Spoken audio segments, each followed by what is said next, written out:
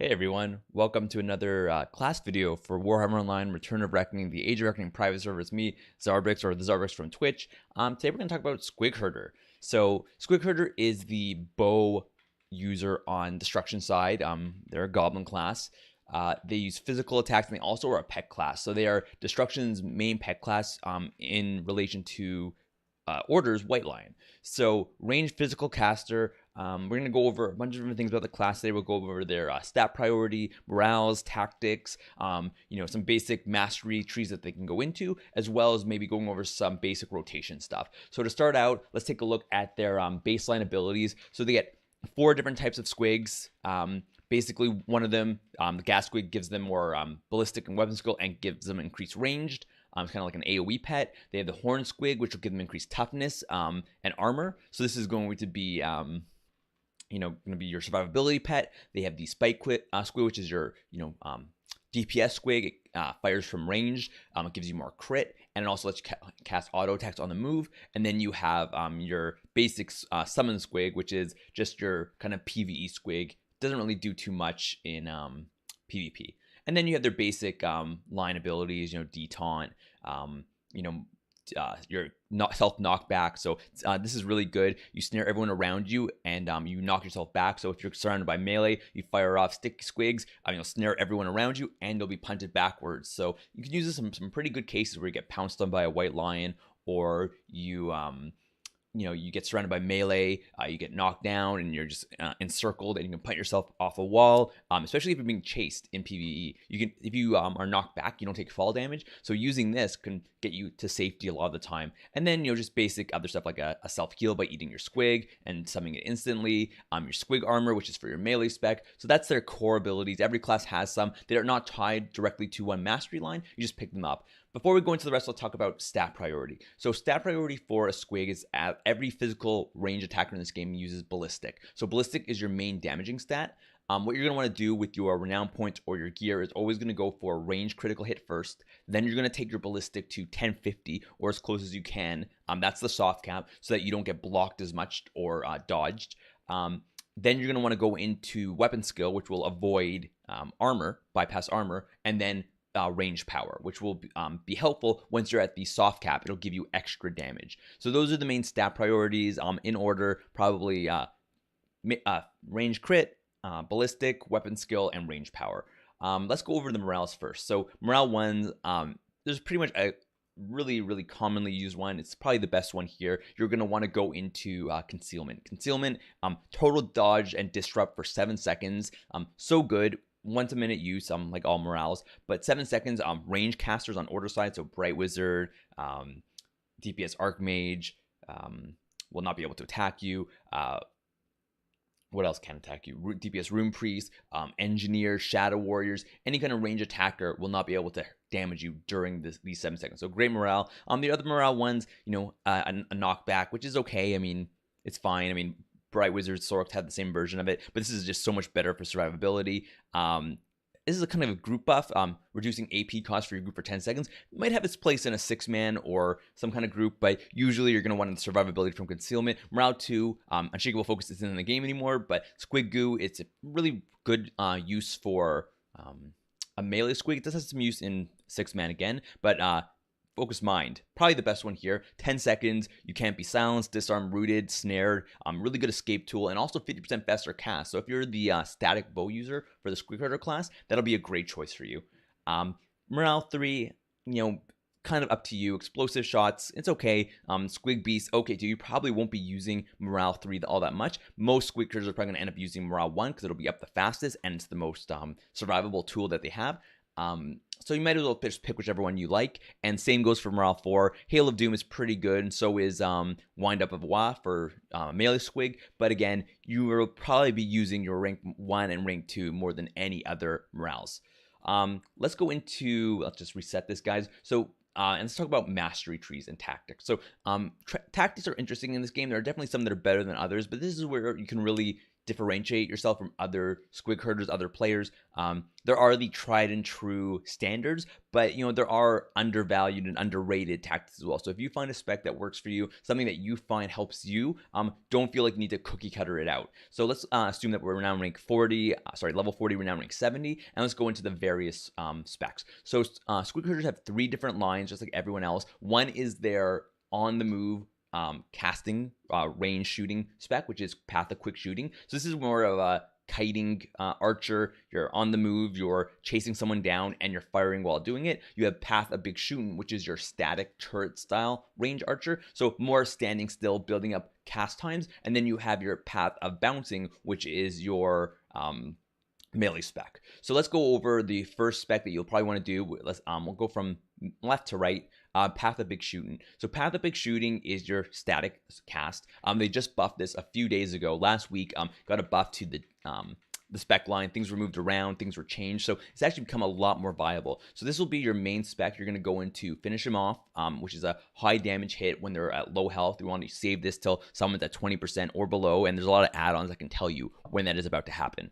You're going to want to go into Poison, Aiming Quickly, for the reduced cast time on Plink and Poison Arrow. You're going to want to go into Poison Arrow, which is your heavy damage 3-second cast, but reduced to 2 with Aiming Quickly. You're going to want to go into Extra Toxic Coating, so it bypasses all resistances and all armor.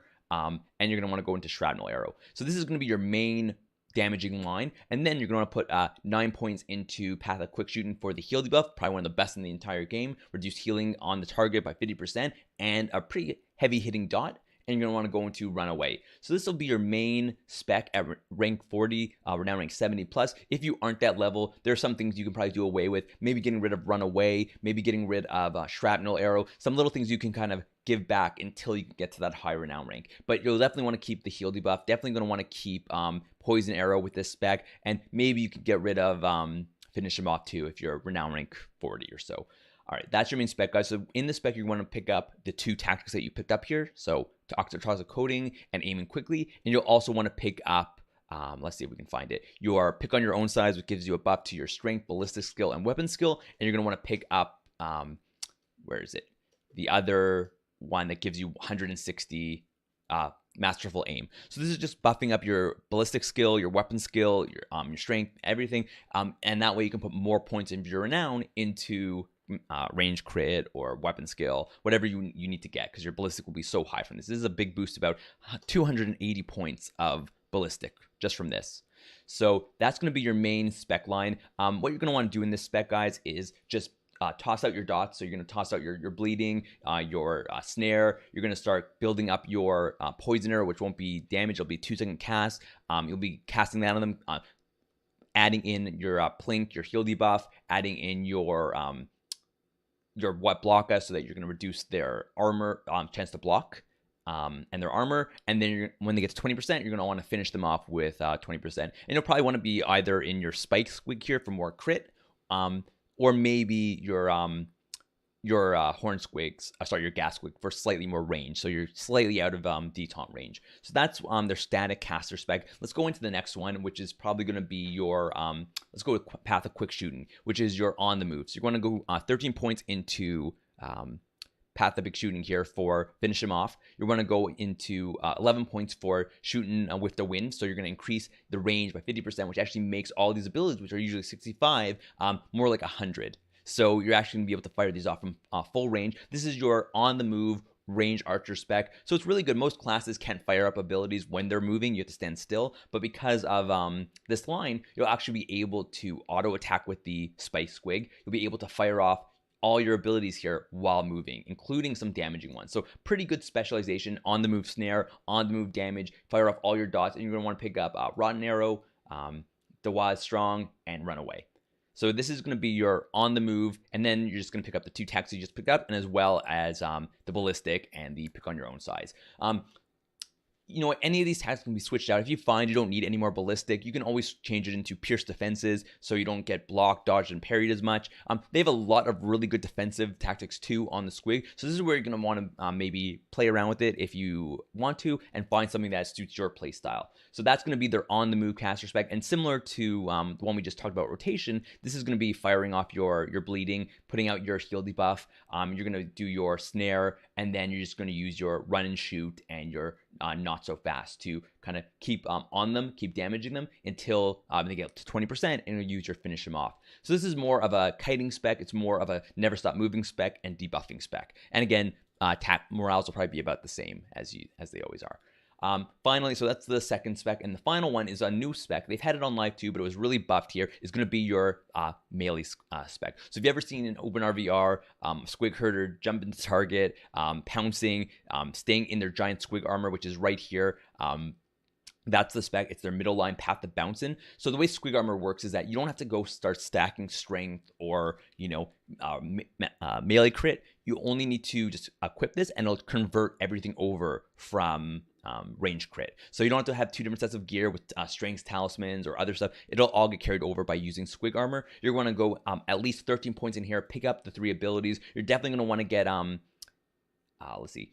Yes, sneaky stabbing. Probably want to get this one as well. And then this is where you'll have a lot of variety about, we probably should have gone to Renown 70 first. So this is where you're going to have a lot of variety with how you want to spec your melee squig. So they have 2 different kind of styles. One is their balls to the wall DPS spec. You're going to do a ton of damage. And then they have a more tanky spec where you're going to be debuffing the enemy team, knocking them back, knocking them down, snaring them, staying in the back line. So then you're probably going to pick up the heal debuff as well, and maybe a runaway. So this is where you have a lot of variety, guys. A lot of variety. Do you want to use your all by myself so you do more damage when you have no pet around? Do you want to keep out your pet and use the tactic here so that you're going to split off damage to them and as a guarded target, be very survivable? Are you going to be debuffing them? And there's just so much you can really do as this spec.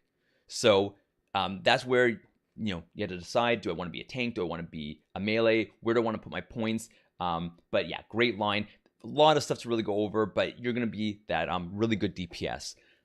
So that's the 3 different lines of the Squig Herder, guys. So just to go over an overview, you're going to want to go range crit, ballistic, weapon skill, and range power. 3 different lines. You have your static casting one, you have your middle melee spec, and you have your on the move.